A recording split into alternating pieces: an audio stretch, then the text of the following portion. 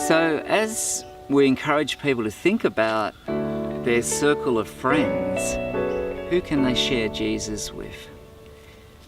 Well, a good practice is actually to make a list of your family and friends and to begin to write them down on a page, 15, 20 or so people that you know. Some of these could be your Facebook friends, they could be workmates, they could be family.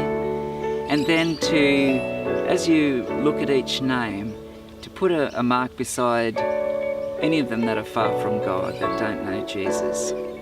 And then after that, to pray and to seek the Holy Spirit to point you to 3 to 5 names that you think you could talk to and share your story with.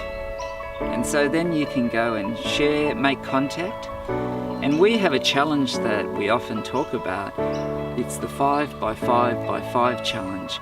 Pray for 5 people, 5 minutes a day for 5 weeks, and seek to contact those people and see if they're open to having spiritual conversations and listening to your story about Jesus. So the 5 by 5 by 5 challenge is really good.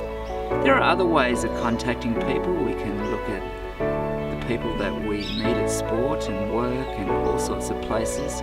We can also talk to people that we've just met. But it's often good to begin with people that are already in our relational network.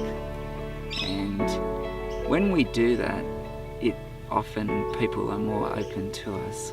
As a follower of Jesus, when I share my story with Jesus, it keeps me spiritually alive and on the edge. But when I don't, after a while I become a bit like this fire here, where it's basically burned out.